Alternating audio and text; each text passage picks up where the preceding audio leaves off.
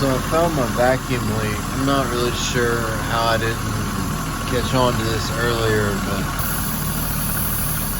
right there.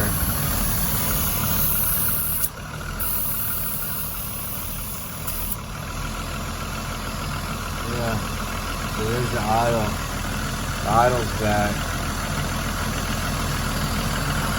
I need to hook that into this blow-off valve, I guess, because it used to go into the accordion pipe, so I need to get it back into the accordion pipe. Shit, where was this? Where did this go?